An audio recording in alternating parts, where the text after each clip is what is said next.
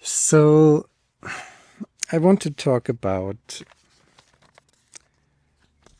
Günter Kießling. Günter Kießling was a German, I have to look at that. He was known for his intelligence and independent thinking, highly respected general in the German army, right? Born 1925, so he had his great time in the, I guess, 70s and 80s. His greatest career moments. So he was pretty much second in command in NATO's land forces in Central Europe. He was pretty much highly ranking general in the German army, and he was somebody, right? And in 1983 they accused him of being gay. Let me just read this because I don't want to say something that was wrong. Allegations surfaced claiming that Kießling was a homosexual and frequented a gay bar in Cologne. At the time, homosexuality was considered a significant security risk in the German military, potentially making an officer susceptible to blackmail. Well, see, that's the funny thing. If you create these necessary preconditions for a person like that, for a general in the German army in the 80s, to be blackmailed because he might be gay, he was accused that he might be a security risk because he might be blackmailed. But in doing so, they were blackmailing him. And in doing so, they were, of course, not mentioning the fact that they themselves set up the system, set up the necessary preconditions for a gay man not to be free, but to live in guilt, fear, shame, and therefore be easily blackmailed.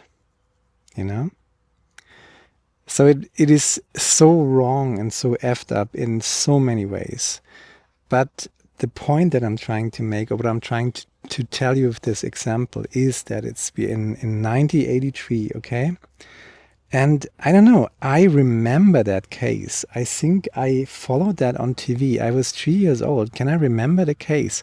But this is something that I absolutely remember watching on TV. And I don't know, this went on for quite a while. I mean, they talked about it in the 90s too. So this came up again and again. Maybe it wasn't in 83 that I watched it. Maybe it was a documentary a few years later. So, but I was pretty young and I recognized that case. I realized it. It was there and it was present for me in my life, through the TV at least. And I realized how my parents were reacting to it. I realized how my surroundings were reacting to it. So, and what was happening to that guy, for F's sake, right? So they accused him of being gay, and that meant he completely lost his career from one day to the other. So he was the second in command of NATO's land force in Central Europe. He was a respected general in the German army. This guy was really not just somebody, right? Not just a normal soldier or something, but this was, top tier basically. And just the accusation that he might be gay, I don't think they proved it, right?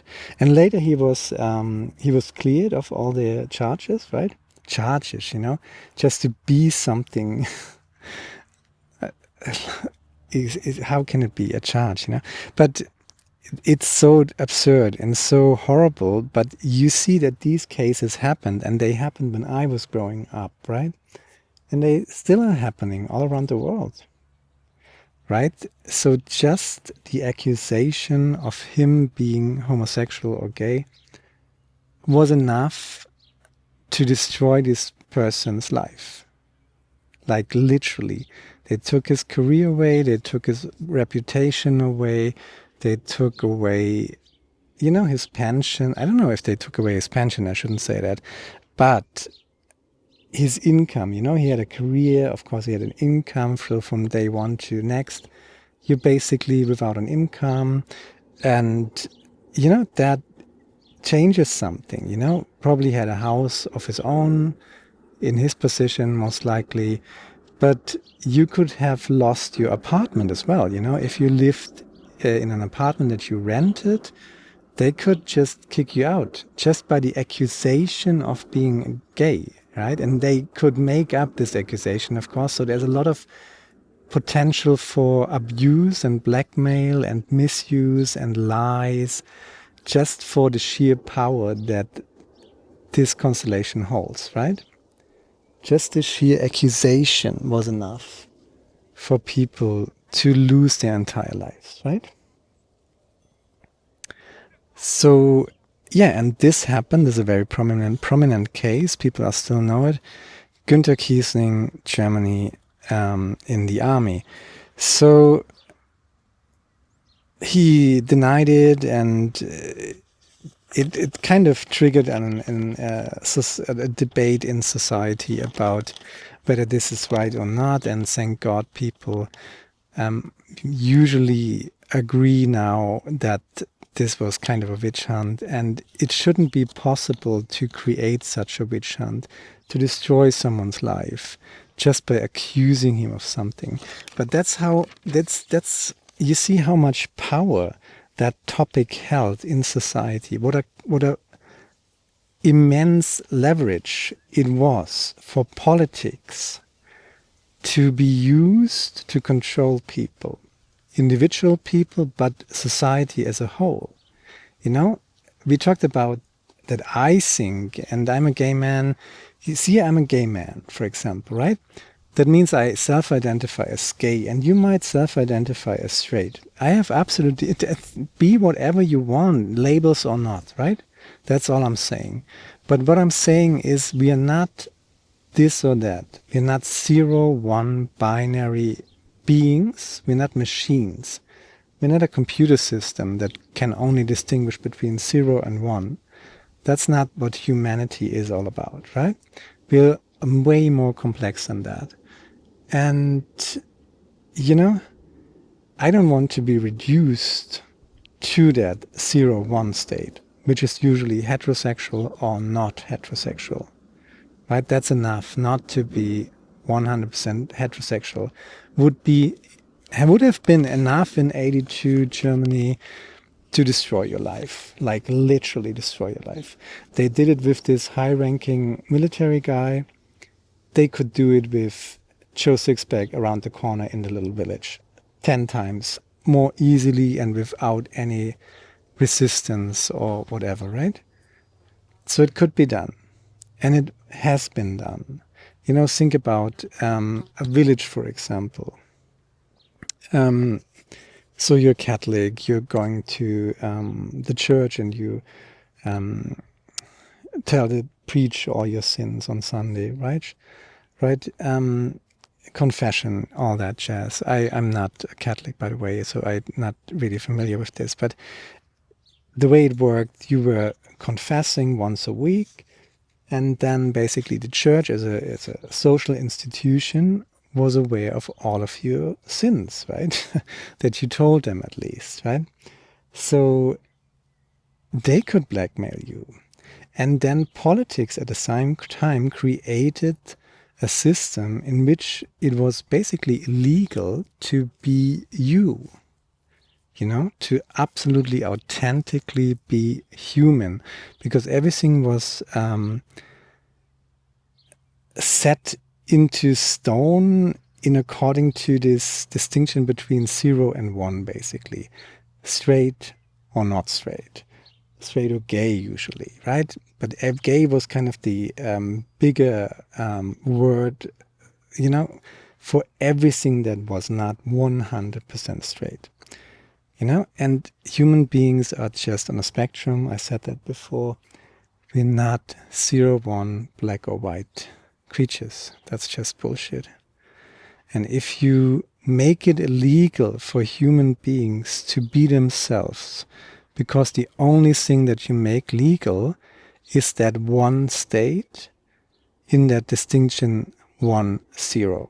That's a binary distinction. Straight, 100% straight, that's the only way to be for a man. Everything else is at least laughable or just disrespectable, if not criminal and punishable, and we can destroy your life like in an afternoon, right? That's what's happened, what has happened. And we have all these cases, and it's just one very prominent case, Günter Kießling, Germany, army general. There was an outcry about this, right? There was a big outcry, and people were getting angry and were saying, okay, this is not right. You can't just destroy someone's life by accusing him to be what you think he might be, you know? That's just horrible. You don't do this.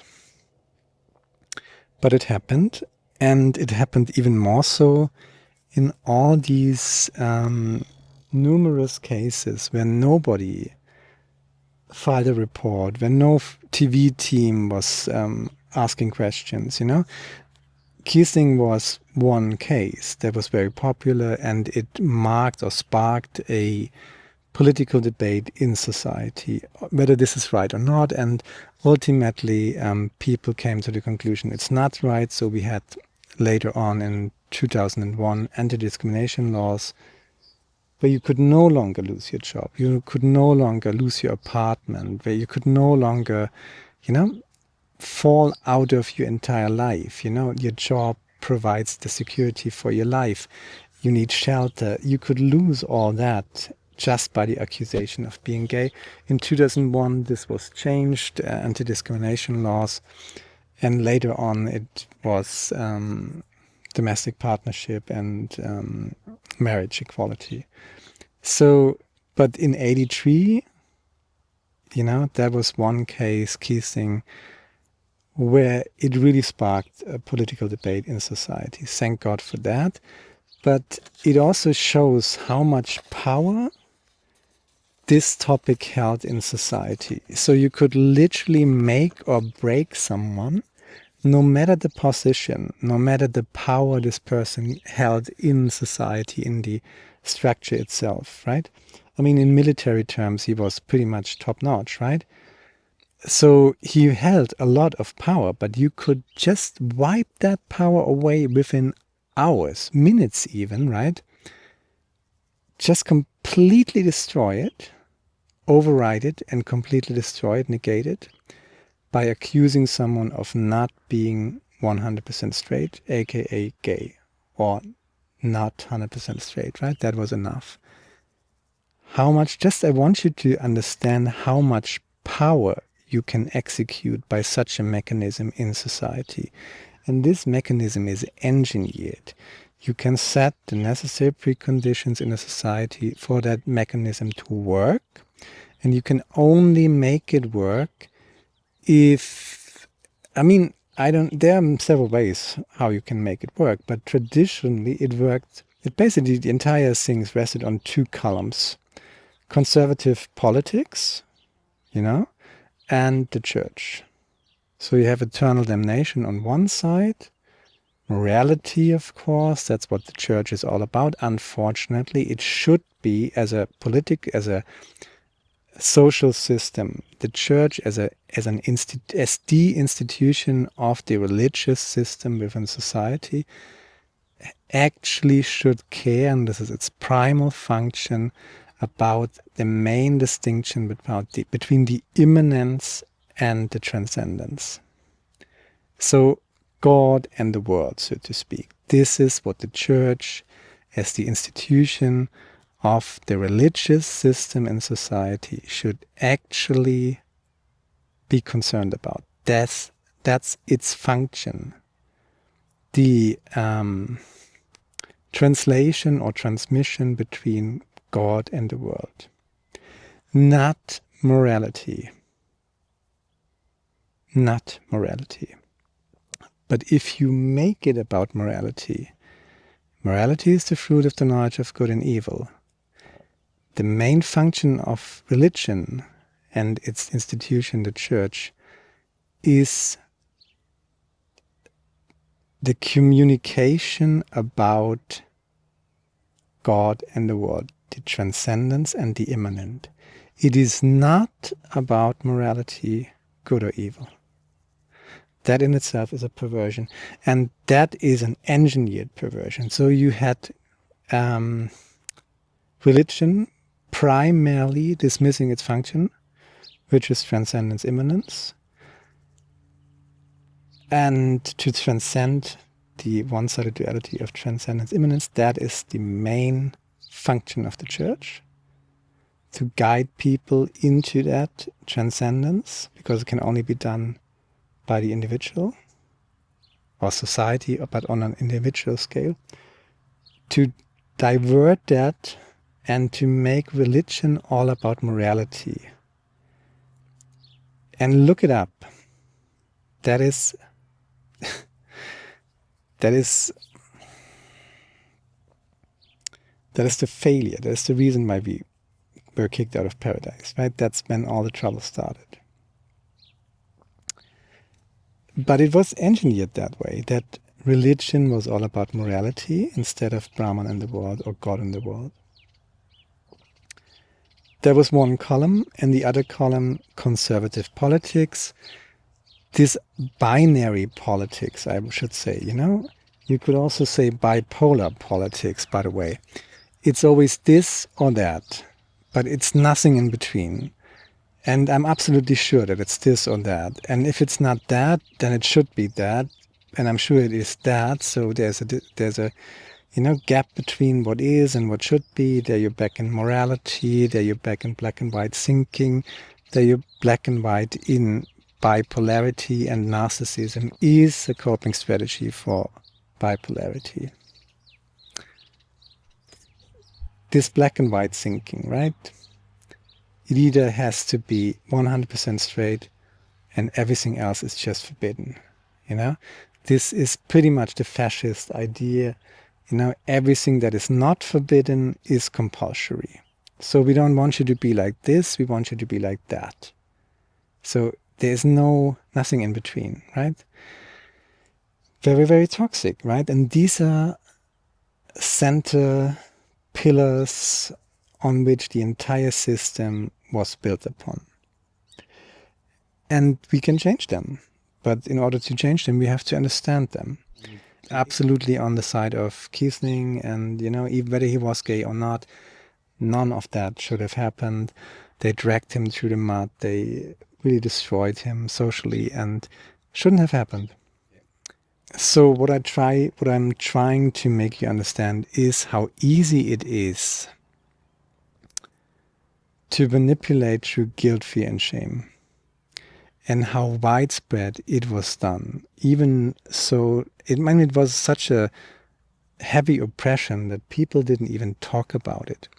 You couldn't even talk about being gay. It kind of started that people would openly think about this on TV, you know. Before that, in the 50s and 60s, probably in the 70s too, that was barely mentioned in a society. There were no TV shows about it. There was no mentioning of it. It just didn't exist. It was so much taboo that people would refuse to even talk about it, even in private, even amongst themselves, even to themselves. You know, they were so oppressed that they didn't even allow themselves to think about it. And I was closeted, you know, I was in the closet for quite a while. So I know how that feels, and it is, and what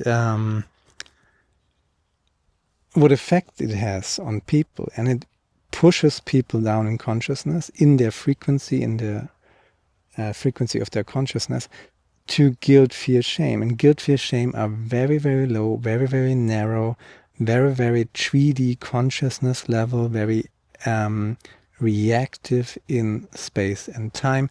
It is, if you want, a socially engineered collective traumatization. And to keep populace or society in permanent traumatization, that's a very dark but very effective way to control this society.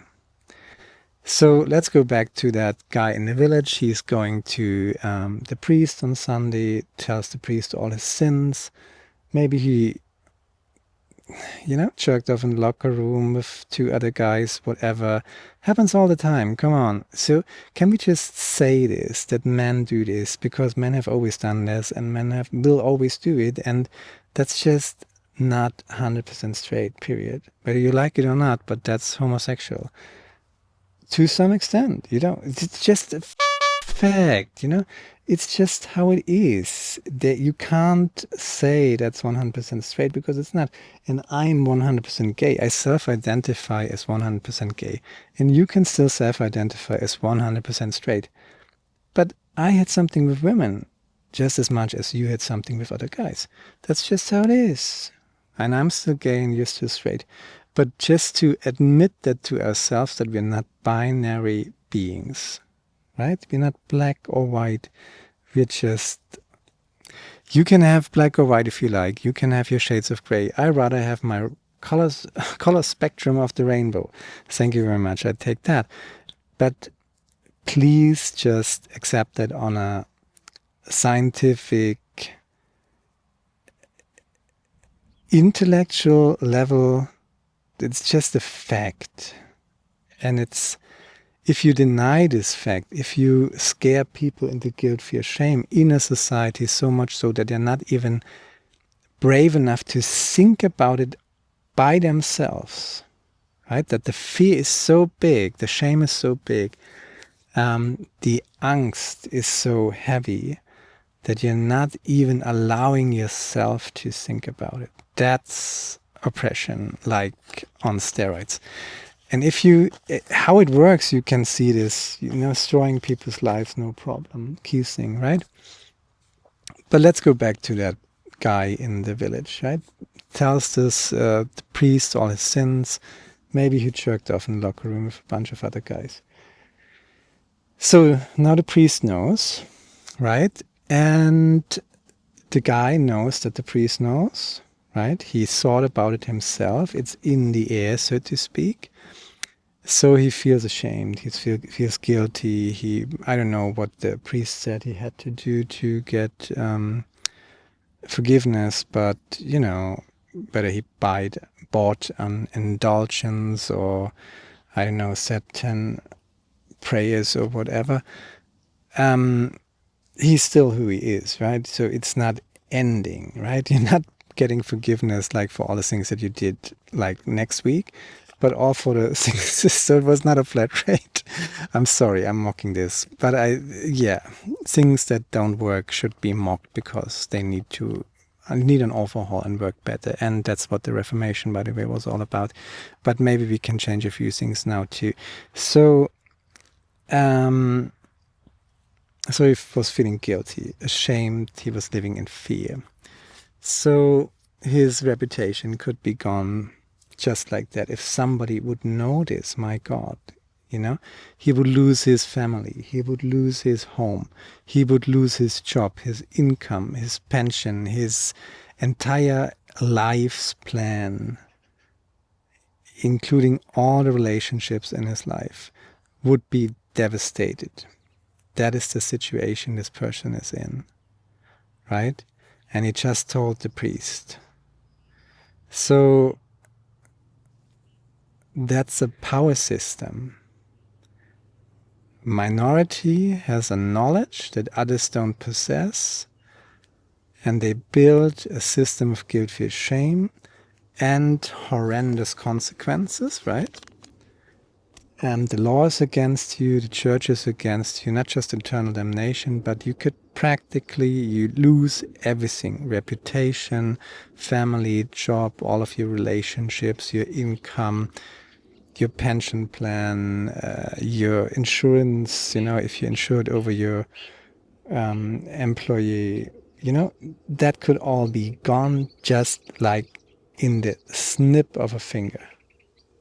And if you set up a system like that up in which that is the case, where you have no anti-discrimination laws, where you have no police force that is realizing that it has an obligation to the law and to the protection of its citizens that they work for, it's not like they are the prison guards or something. No, police force is not the prison guards of society.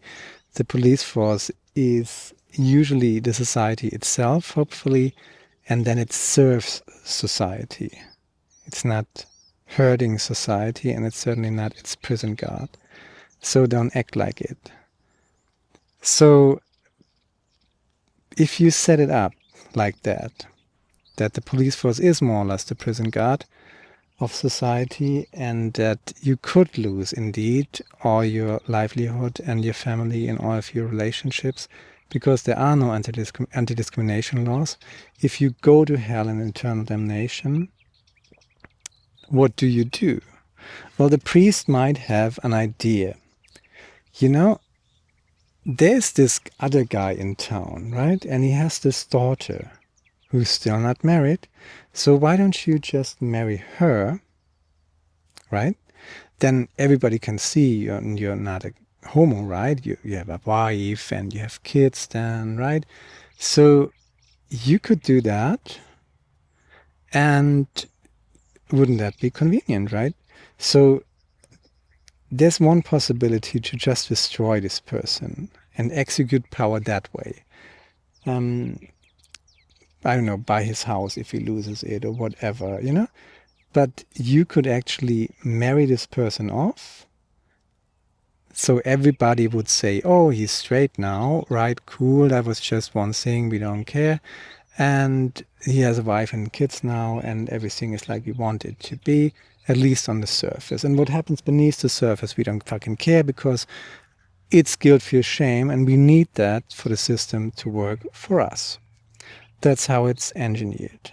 So, and if you finally see through it, and if you finally see all the pitfalls and all the narcissistic abuse and all the horror that took place in these shadows that were created by the church and the conservative parties of this world, where you could lose everything, be blackmailed, be completely destroyed, be abused, be driven into a marriage that you actually don't want, be driven into forced marriage, can we just say this? Be driven into all sorts of horrible stuff, right? I mean, imagine that person in the village again. So he's now marrying, let's just say he was not married, he was single, a little too long, people got suspicious, and then he jerked off in the locker room with two of his buddies. They are married, so they don't really care, but he's not married, so they try to, you know, maybe even show him hellfire, right? You know, could be used with drugs, something like that. With the technology of today, how much could you show someone hell? You know, you could use augmented reality. You could use all sorts of special effects. You could use costumes. You could use all the things that this middle-aged person wouldn't have available for himself, that don't exist in his world, basically. So they would be kind of alien or new to him. And then combine that with drag and drugs, you know, and you just can show somebody hellfire. So you can push them deeper into traumatization. You can reassure that there's enough guilt, fear, and shame in people. And yeah, then you just use that. You know, you have someone traumatized, you have somebody filled to the brim with guilt, fear, and shame, you know. You show them hellfire, you know. And then he's so scared and tormented and traumatized that he is facing a choice. Either he's going to lose everything, right? Or he's going to marry that other person that, you know, the priest basically came up with this idea, right? Why don't you just marry Mr. X's daughter, and he's a good friend of mine, maybe he even is my cousin or whatever, right? He has this daughter and she's still not married, and you marry her, and then you're part of the family, and, you know, you basically work for us, right? And I'm doing the devil's advocate here, but these cases have existed. And imagine that, you have someone down there, traumatized, deeply involved in guilt, fear, and shame, in a forced marriage to just save his life and reputation and life's work, Maybe he built something for himself, right? That is taken away by the other family. He's pretty much subservient to his wife and his family, who kind of see him as nothing but maybe a dog, right? So that is very toxic, very, very toxic. And it is a system of oppression. And just imagine sexual abuse, imagine rape, imagine all sorts of crazy, very low in frequency, horrible stuff that is opened up, that is just as a possibility there to happen under the covers of society's ignorance towards these topics. So society didn't just want to know anything about it. So they just pushed it away, made it illegal, say, oh, this is going to go to hell anyway, just pushed it under the rug. And what is happening under that rug, in that darkness? All the possibilities of rape, of torture, of mutilation, of horrible stuff, A person that is so suppressed and pretty much enslaved through guilt, fear, shame, through marriage, through social control, through blackmailing. At the end of the day, guilt, fear, shame, right? So imagine that. But I always want to show a solution for this, because you can't be blackmailed, you can't be forced into marriages. I mean, you need necessary preconditions for that in order to free yourself, in order to get out of such a situation, get out of narcissistic abuse, right? You need to love yourself. That's the most important thing. Self-love is salvation. Because if you truly love yourself, you're not lying to yourself, you're not shoving shadow stuff out of sight, just not to see it, You actually look at it and you're dealing with it, right? Even if you're not proud of it, but that's shadow work. That's what it means to transcend and integrate your own shadow aspect. You need strength to do it. That's not easy to do, right? Most men usually rather fight an enemy in the outside world than to fight the enemy within. But you can't win all the wars, right? It will never stop unless you fight the dark spot. Not fight the dark spot, but you go into your own labyrinth and realize, oh, I am the Minotaur, right? That's what you do. Theseus and the Minotaur.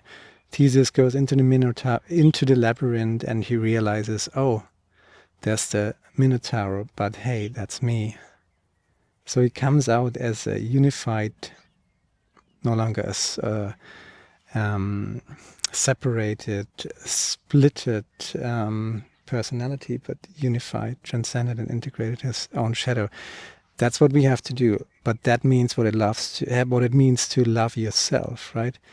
To love yourself, not just the lovey-dovey parts, but also the dark stuff. And come on, jerking off in the locker room with your buddies is not that dark, and kind of like 99% of all the people did it. Thank you very much. Men did it, that's for sure. I don't know anything about women and sexuality, that's not my topic. But men did it, come on. 95%, and come on. So, ridiculous to even think about it. It's laughable and just meaningless, but, who's going to make a big deal out of it? Certainly not men. But having said that, the most important thing is self-love, self-forgiveness, self-love. If there is indeed something to forgive, if it has anything to do with the locker room, there's nothing to forgive. Thank you very much. But, it's just so ridiculous. But you have to love yourself. You have to respect yourself. You have to transcend and integrate your own shadow. Look at it. Don't run away from it. deal with it, then you don't need to deal with externalizations in the outside world of that shadow aspect of yourself. So, but in order to do that, you need necessary preconditions. That's anti-discrimination laws, right? And just an overall force within society, which used to be or should be the police force, right? That is really taking care of the constitutions and the law, not what they sing, not about morality. Morality, that's religion. Falsely, sadly, religion, because religion should actually be about God and the world, transcendence and immanence. That's the main difference that the religious system should be concerned about, not morality.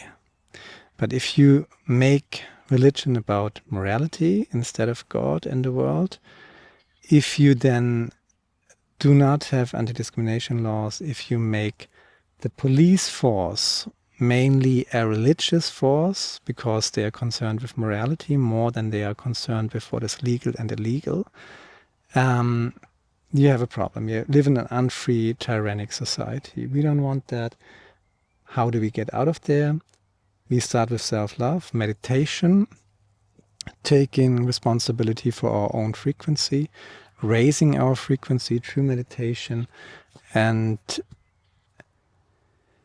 working on making us more independent and more free than we used to be, one step at a time. So you might have a 8 plus X hours a day, 40 plus double X hours a week job that barely pays your expenses and makes you go to fast food. You might have that, but you can step by step try to improve your situation. And narcissistic abuse can happen within a family system, can happen, even children can be pretty damn narcissistic. So to deal with that is very difficult, and I can't really give you an advice how to do that, but you have to do something step by step to improve your situation because you're worth it and you love yourself. And yeah, that's how you get out of it.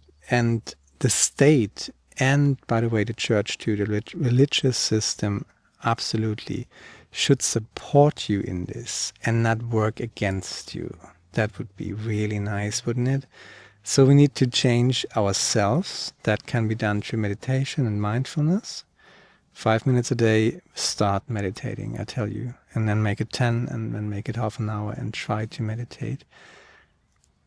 Start today. Meditation is the way to go for self-love, self-acceptance, self-forgiveness, coming back to yourself, loving yourself, transcending and integrating your own shadow aspect. That's all that is true meditation. Self-love, true meditation. Then you need to get politically active. You need anti-discrimination laws. You need equality laws, right?